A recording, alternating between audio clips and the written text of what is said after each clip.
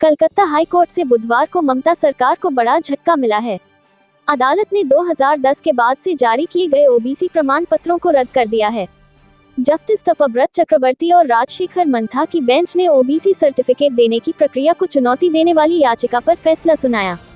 High court के फैसले पर मुख्यमंत्री ममता बनर्जी का बयान सामने आया है। उन्होंने कहा कि मैंने एक न्यायाधीश को एक आदेश पारित करते हुए सुना। प्रधानमंत्री इस बारे में कह रहे हैं अल्पसंख्यक तपशीली आरक्षण छीन लेंगे। भारतीय रिजर्व बैंक ने बुधवार को 2023-24 के लिए केंद्र सरकार को 2.11 लाख करोड़ रुपए के डिविडेंड को मंजूरी दी, जो पिछले वित्तीय वर्ष 2022-23 में आरबीआई द्वारा भुगतान की गई राशि के 2 गुना है। गवर्नर शक्तिकांत दास की अध्यक्षता में आयोजित केंद्रीय निदेशक मंडल की 608वीं बैठक में यह फैसला लिया गया। इंदौर पुलिस ने भाजपा नेता के घर में बड़ी कार्रवाई की है। बड़े पैमाने पर चल रहा सट्टा पकड़ा है। मौके से सटोरियों सहित 12 लाख रुपए नकद पकड़े हैं। कार्रवाई से थाने में भी हड़कंप मचा हुआ है।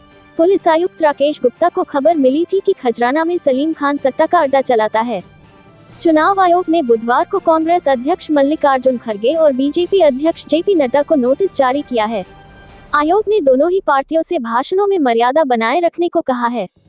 साथ ही दोनों पार्टियों के स्टार प्रचारकों को धार्मिक व सांप्रदायिक बयानबाजी नहीं करने का निर्देश दिया है। बीजेपी को उन भाषणों को प्रचार को रोकने को कहा है जिनसे समाज 2 टुकड़ों में बन सकता है। देवास इंदौर बैतूल राष्ट्रीय राजमार्ग पर बुधवार दोपहर में हादसा हुआ। तेज रफ्तार कार पीछे से डंपर में जा घुसी। हादसे में कार सवार एक व्यक्ति की मौत हो गई, जबकि 3 घायल हो गई। घटना के बाद डंपर में आग लग गई।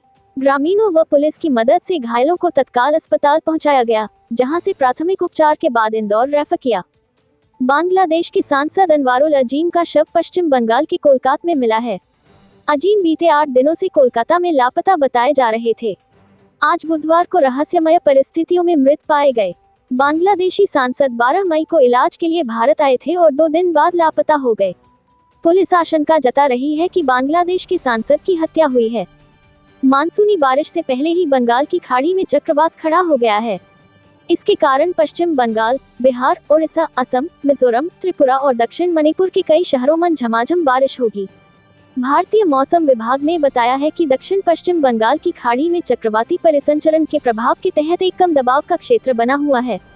24 मई की सुबह तक इसके उत्तर पूर्व की ओर बढ़ने और बंगाल की खाड़ी के मध्य भागों पर एक डिप्रेशन में केंद्रित होने की बहुत संभावना है।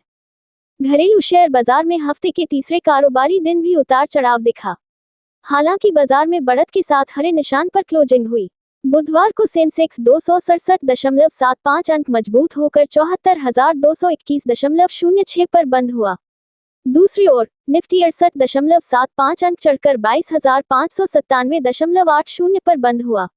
बुधवार के कारोबारी सत्र के दौरान सिप्ला और टाटा कंज्यूमर्स के शेयरों में 3-3% की बढ़त दिखी। चुनाव आयोग ने 7वें चरण की जानकारी देते हुए बुधवार को बताया कि लोकसभा चुनाव 2024 के 7वें चरण में 57 संसदीय क्षेत्रों के लिए कुल 2105 नामांकन पत्र दाखिल किए गए। सभी 8 राज्यों केंद्र शासित प्रदेशों के लिए चरण 7 के लिए नामांकन पत्र दाखिल करने की अंतिम तिथि 14 मई 2024 थी। दाखिल किए गए सभी नामांकनों की जांच के बाद 954 नामांकन वैध पाए गए। नाम वापसी के बाद अंतिम रूप से चुनावी मैदान में 904 उम्मीदवार शेष बचे हैं। चुनाव आयोग ने बताया कि चरण 7 में पंजाब में 13 संसदीय निर्वाचन क्षेत्रों से अधिकतम 598 नामांकन फॉर्म थे। इसके बाद उत्तर प्रदेश में 13 संसदीय क्षेत्रों से 495 नामांकन थे। बिहार के जहानाबाद संसदीय क्षेत्र से सर्वाधिक 73 नामांकन पत्र प्राप्त हुए। इसके बाद दूसरे नंबर पर पंजाब के लुधियाना संसदीय क्षेत्र से 70 नामांकन पत्र प्राप्त हुए।